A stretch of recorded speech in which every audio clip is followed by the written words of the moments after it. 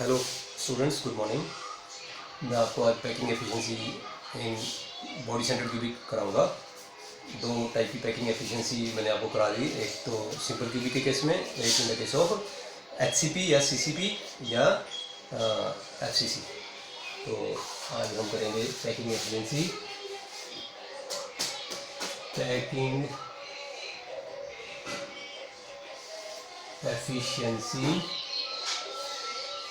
In body centre cubic, BCC लिख देते हैं शॉर्ट में, बॉडी सेंटर क्यूबिक क्रिस्टल।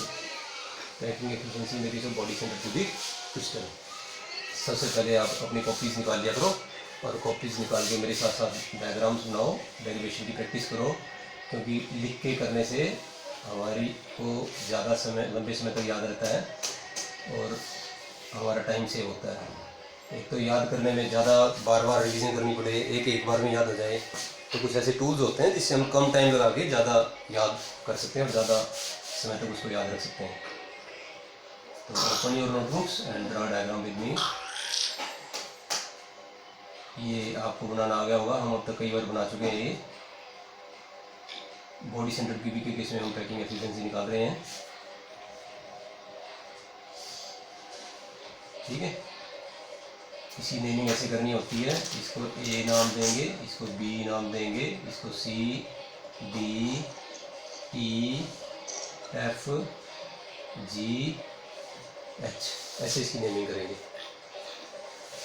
और यहाँ पर हमने एक एटम बनाया, यहाँ पर एक एटम बनाया, एक यहाँ पर एटम बनाएंगे। बॉडी सेंटर क्यूबिक हमें पता ही है कि one atom at each corner and one atom in the body centre, ठीक है। लेकिन हम वही बनाएंगे जो हमें ज़रूरत है इस डेरिवेशन के लिए। और एक एटम हम यहाँ पर बना देंगे, एक एटम हम यहाँ बना देंगे। आप ध्यान से देखें कि ये जो एफ है, एफ पीछे की साइड पे है और ये ए है मेरी साइड पे है। एक कॉर्नर मैंने पीछे का लिया, एक कॉर्नर मैंने आगे का लिया, तो ताकि ये जो बॉडी के बीच में पड़ा है ये इसको हम ले सकें, ये बॉडी के बीच में पड़ा है, ठीक है। और इसको इससे मीट कर देंगे, F with D, meet F with D. इसको डॉटेड बना लो ताकि आपको कंफ्यूजन ना होए। और इसका नाम हमने रख दिया सी। और मीट ए विद एफ, ए और एफ को आपस में मिला दो ट्रायंगल बनाने के लिए। और इसका नाम क्या रख दिया मैंने, बी नाम रख दो, इसका नाम बी रख देते हैं। ये बी नाम रख दिया, इसका सी नाम रख दिया, सी। तो लेट्स स्टार्ट द डेरिवेशन। सबसे पहले पैकिंग एफिशिएंसी का फार्मूला आपको याद करा रखा है मैंने, आप मेरे से पहले लिखेंगे कॉपी पे, पैकिंग एफिशिएंसी इक्वल टू। मेरे लेक्चर्स पूरी तरह से आप अगर अटेंड करोगे और मेरे अकॉर्डिंग चलोगे तो आपका एडमिशन श्योर है, ये मेरी गारंटी है। पैकिंग एफिशिएंसी इक्वल टू, ऊपर क्या आता है बच्चों, number of atoms, volume occupied by atoms. और नीचे क्या चीज़ आएगी, टोटल वॉल्यूम अवेलेबल, कितना वॉल्यूम अवेलेबल था, उसमें से कितना वॉल्यूम एटम्स ने ऑक्यूपाई किया। Total volume available, total volume available into 100, ये आता है। This is the packing efficiency. आपको पहले भी कराया, 2-3 बार प्रैक्टिस कराई है। तो सबसे पहले वॉल्यूम ऑक्यूपाइड बाय एटम्स निकालेंगे, हमने पहले भी निकाला था। Volume of one atom, volume of one atom equal to, as you know हम एटम को क्या मानते हैं, सफेरिकल। तो सफेरिकल मानते हैं, इसलिए इसका वॉल्यूम क्या हो जाएगा, 4/3 पाई आर क्यूब। ये मैं हटा रहा हूँ, कंफ्यूजन क्लियर करेगा। 4/3 pi R cube. Body centred cubic में कितने एटम्स होते हैं पर यूनिट सेल, 2। तो इसको 2 से मल्टीप्लाई कर दो, total volume occupied by atoms आ जाएगा। तो volume of 2 atoms equal to 2 × 4/3 pi R cube equal to, हमें पता है, we know 16/3 pi R cube. ये वॉल्यूम ऑफ एटम्स आ गया। अब हमें निकालना है volume of the unit cell, कि इतना वॉल्यूम तो ऑक्यूपाई कर रहे हैं और अवेलेबल कितना है, volume occupied by total volume available into 100 is a packing efficiency. तो volume of the unit cell के लिए क्या करेंगे अपन, for volume of unit cell, हम एक ट्रायंगल लेंगे FDC, in triangle FDC, we know that FD square is equal to FC square plus CD square. FD square is equal to FC square कितना है बच्चों, एज लेंथ है, ये एक कोना, एक एज है, एक किनारा है, ए स्क्वायर एज लेंथ बोलते हैं इसको, एक किनारा, यूनिट सेल का एक किनारे को, एक एज को क्या बोलते हैं, edge length. It can be calculated by using the X ray diffraction technique. A square plus A square, तो एफ डी स्क्वायर किसके बराबर हो गया, F D square becomes equal to 2a square. तो व्हाट इज एफ डी का क्या नाम रखा हुआ अपन ने, बी. तो B square is equal to 2a square, तो B will be equal to √2a.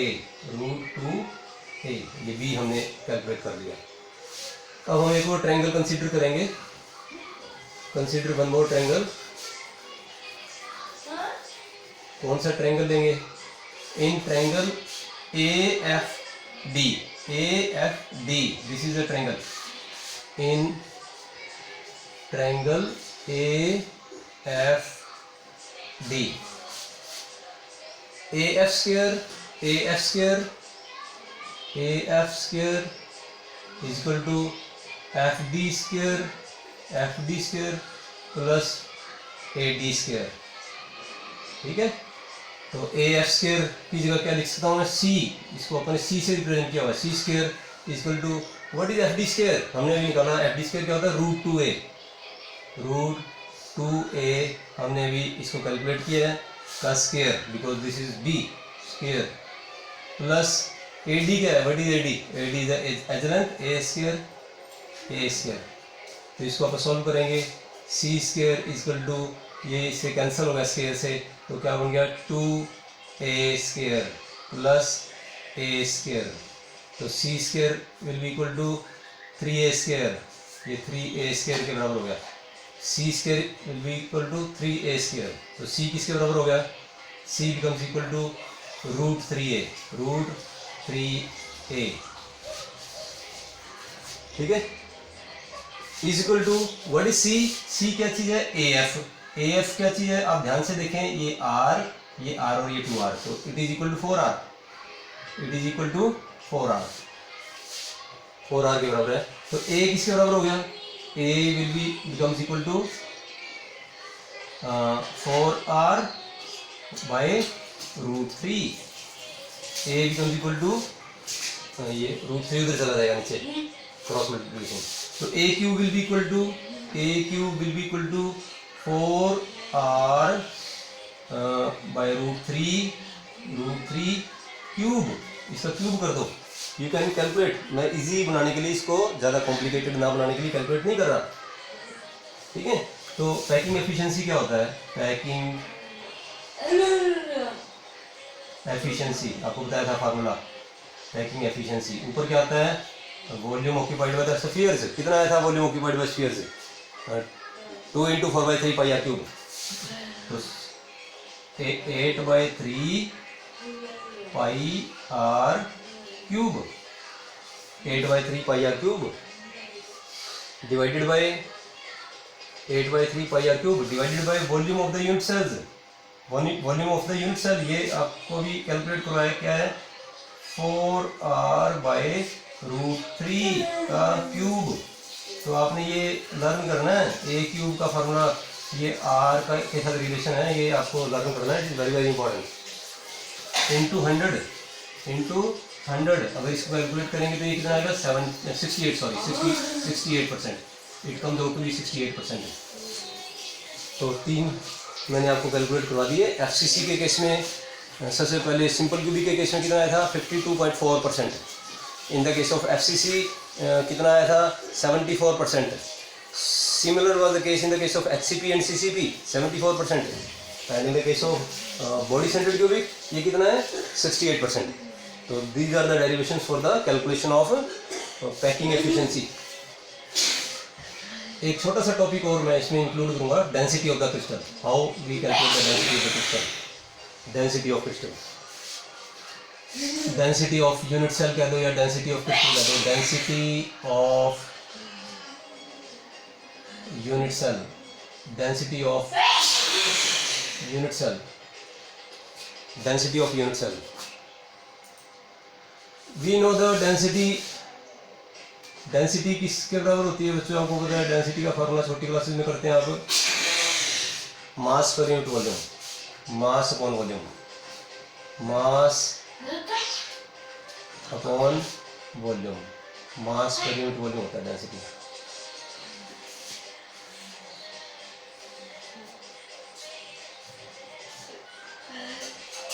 ठीक है, तो सबसे पहले हम मास निकालेंगे, दोनों चीज़ों को कैलकुलेट करेंगे, इसके अंदर रख देंगे, हमारा डेरिवेशन बन जाएगा। सबसे पहले मास क्या होता है, mass of atom, mass of atom equal to m, it is represented by m। Mass of atom को किससे रिप्रेजेंट करेंगे, m से। ठीक है, तो mass of one atom equal to mass of one atom equal two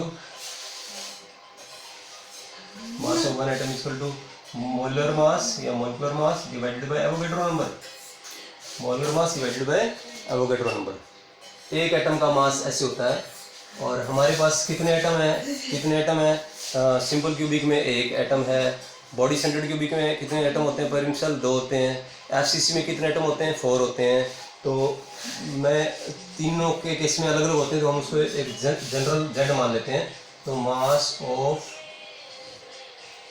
of total number of atoms, total number of atoms, total number of atoms equal to Z into M divided by A cube. This is the mass, A naught, A naught. This is the mass, total mass of the total atoms present in the unit cell. Unit cell में जितने atoms पड़े हैं उसका mass है ये। ठीक है, तो वॉल्यूम क्या होता है, volume is equal to A cube. हमें पता है वॉल्यूम कैसे निकालते हैं, एज लेंथ कितनी होती है A, तो length into breadth into height, A cube into 10 की पावर 30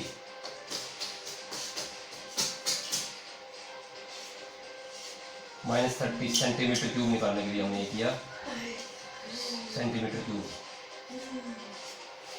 ठीक है, तो we know the mass, we know the volume, now we can calculate the density.